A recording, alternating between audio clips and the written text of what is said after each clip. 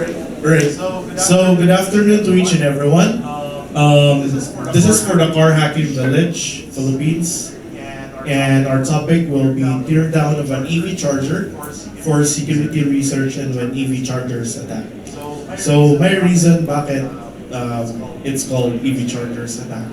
This is our very own research upon getting hands-on on the Emporia EV charger. It's an EV charger used in the US for their home charging of Tesla and other electric vehicles. So this is our agenda for today. Who am I? Introduction, and then known exploits for EV chargers, and then our very own teardown, and also just a demo on what we can do for this EV charger. So who am I? I'm Jay Turla, aka Shipcode for RootCon, and I'm currently working as a principal security consultant for VIC1, security researcher. VIC1 is a subsidiary of Trend Micro, wherein our focus is about automotive security and automotive security testing. I'm also part of the Car Hacking Village Philippines. It's the premier car hacking village in RootCon, and it happens every year. I'm also a RootCon goon, an organizer. I've been an organizer since RootCon 5. This year, my team and I are participating in the Spirit Cyber 24 finalist for being able to hack some OT and ICS in Singapore. We'll be competing on October 15 to 17. And then we also made it to the finals for Hackasat.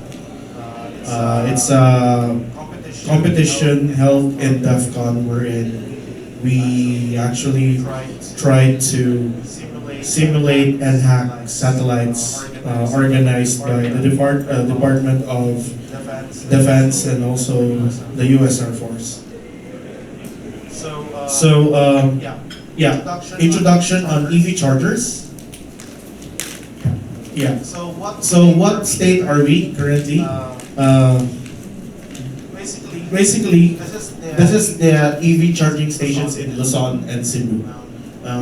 If you use Google Maps, you can see some of this marks on where you can actually charge your electric vehicles. So you can see that in Luzon we have a couple of electric vehicle charging stations.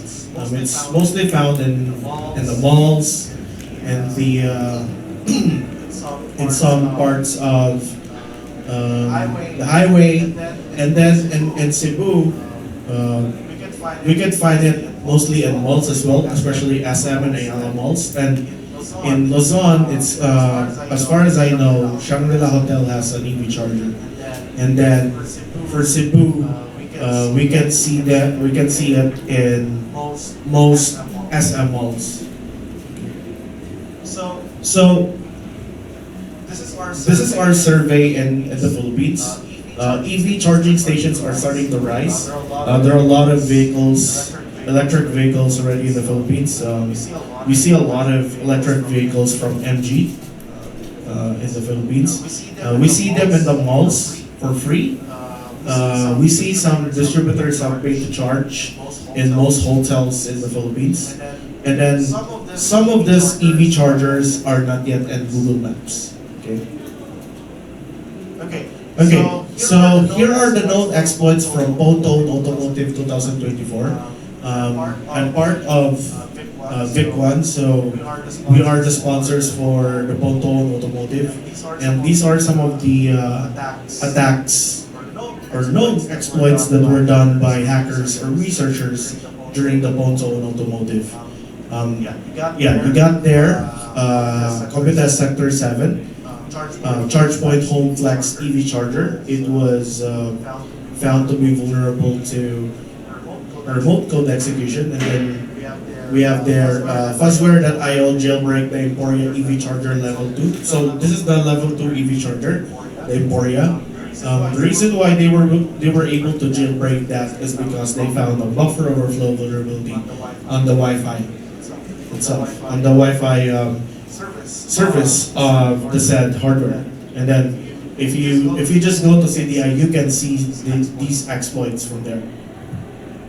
Next is what to gain from exploiting EV chargers. Basically, if you can root the system, some people would like do a botnet system, especially if it's an ESP32, if it's running on ESP32, or if it's like a Linux, if it's running on Linux. We see also a couple of EV chargers during Pwn2Own where it's running on Android.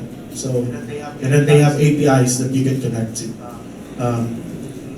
Some researchers have already demonstrated on how to bypass the API payment gateway and then got free EV charging, of course. And then you have the C2 server. Some people have done this as well. So here's our quick methodology that we've come up when testing for EV chargers. Check for IP addresses and scan for open ports, because in most cases, EV chargers at home, you need to connect it to your Wi-Fi, and then you can actually try to interface with it using an Android phone or a mobile phone or an iOS phone. And then you could also try to test for mobile interfacing apps for the EV chargers. Take for example Emporia. When we didn't hack it yet, it asked us for the name of the device, and then it asked us to download the mobile app so that you can manage this EV charger. And then you can also check for firmware upload or signature verification if you're trying to do hardware hacking. And then you can also try to sniff firmware upgrades when you are connected to the same network of the EV charger. In most Pwn2Own attacks or exploits that we've seen, we see a lot of buffer overflows on these EV chargers. A lot of contestants were able to achieve buffer overflow for this Pwn2Own Automotive. So this is the teardown for the Emporia EV charger. If you open it, so we were able to open it, you can see that there's actually an ESP32 microcontroller with exposed serial interfaces. So that's the original one without the pins that we soldered. So if you can, after this presentation, you can actually go in this. You can look at the EV charger, but please make sure to not touch the output because it could electrocute you. Because it's an EV charger. And then from the left side of the EV charger, you can actually see the Texas Instrument MSP 430 F67336A for sensors and metrology. Okay, so please make sure not to touch this one. We've already removed the NEMA charger because it's we don't need it anyway. We want to have just a test bench. So we removed the NEMA charger. This is the NEMA charger is where you can put the charging port and then connect it to your electric vehicle, or for example Tesla. So we removed this one, the output, because we don't need it anyway. There's no use for the research. So we just modified this one. So it comes with a NEMA plug as well, and because of that, we need to sacrifice 3-prong cable. You can see from here. It's the one used by laptops, your monitors. So we sacrificed that one, and then we replaced the original NEMA plug. This is the original NEMA plug as well, and then we actually change or use the 3-prong cable that can be found in your home. And then after that, we made sure that we use step up, step down transformer with 500 VA, and then here's the powering it up. It has a lot of errors because it didn't find a lot of ground. So that's an error, and because it's kind of noisy, so we desoldered the piezo speaker because it's kind of annoying. So yeah. The reason for that, I've learned that when you actually unplug the Lima output, it gives you that kind of error. So this is the teardown preview, the original one without the teardown yet. So that's the original wires from the Emporia EV charger. And then you can see that that's an ESP32 microcontroller. And that's a Texas Instrument MSP that's used for the sensors or metrology.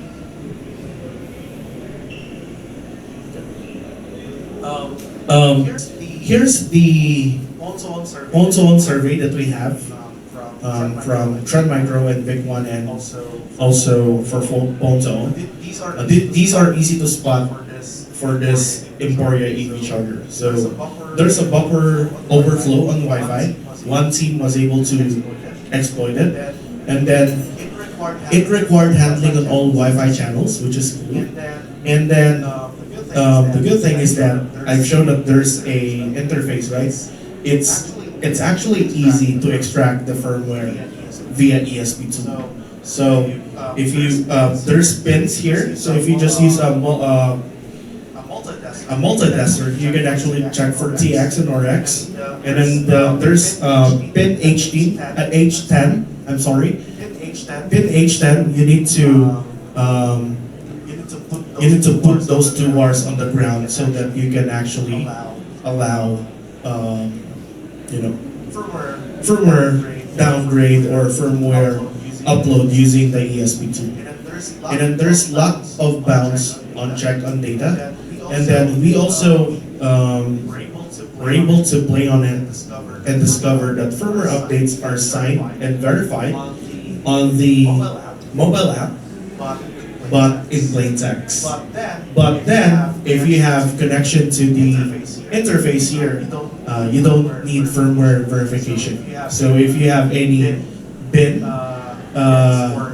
or you can even use Arduino IDE to program this EV charger. As long as you connect, so you can use UART, USB to UART, and then you could actually program it, or flash it with your firmware. So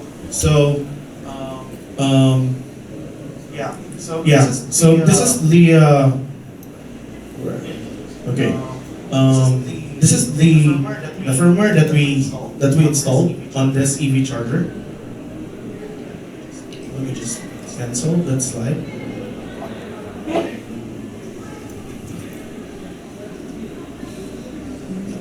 So yeah, I actually wait. Let me check. I think if you want to play with this EV charger, I think the password is just,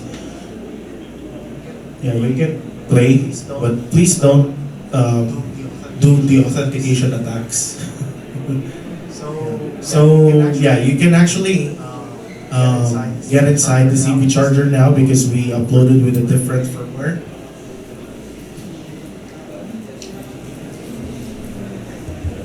Okay. Oh, wait.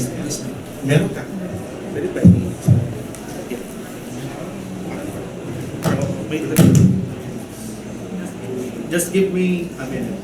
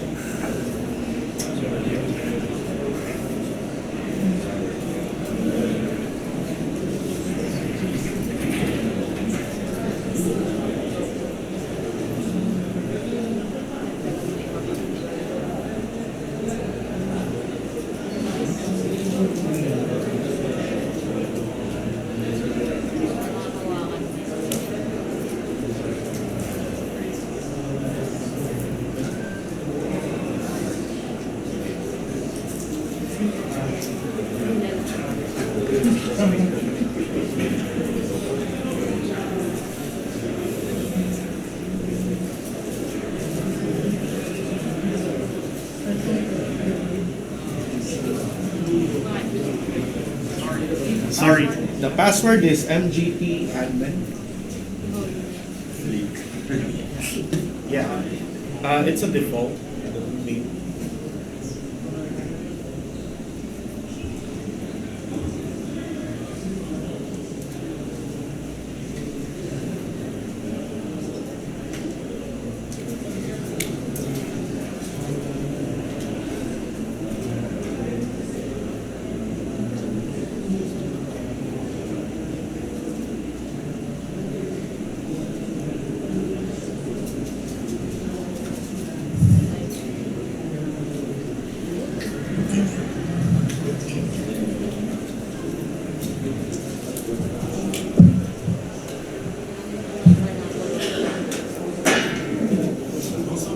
Also, make sure not to connect to any Wi-Fi's that you have here because this is a hacking conference.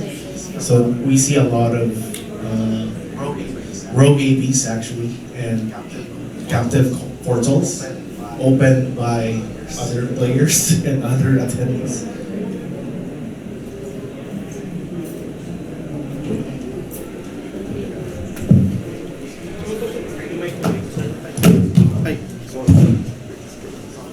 Sorry.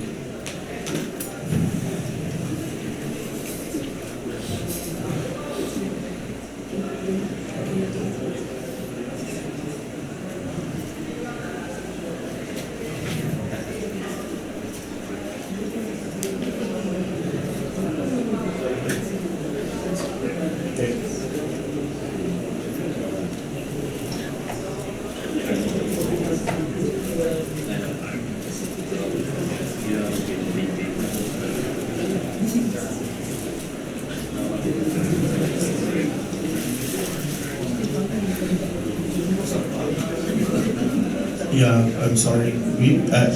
It should connect. I already inputted the correct password. Let's see. Okay, we're connected. And thanks, KVJ.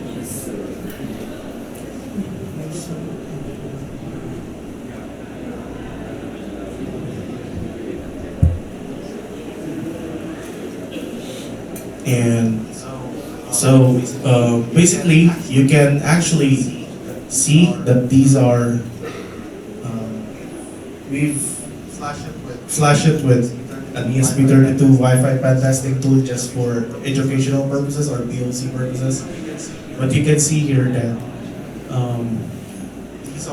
these are some of the Wi-Fi SSIDs that you can see from Tal Vista right now.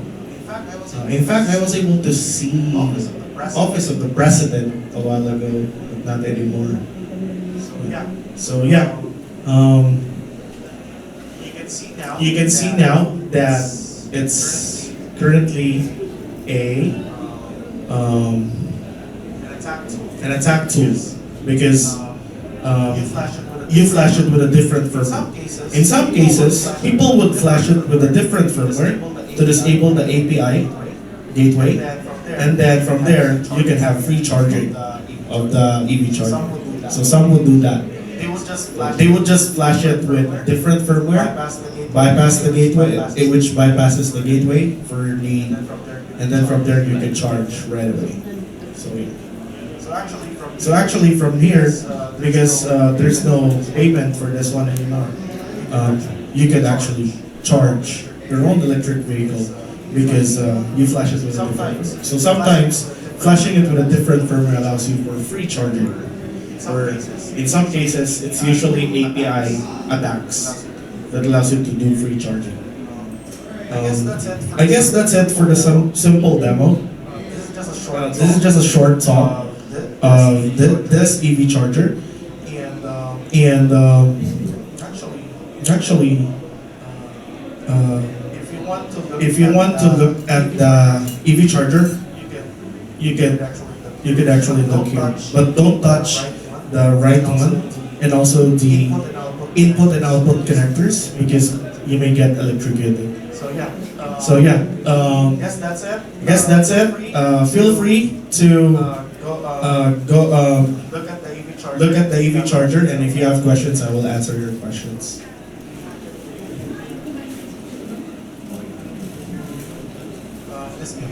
This EV charger costs like 50,000 pesos if I convert it to Philippine peso.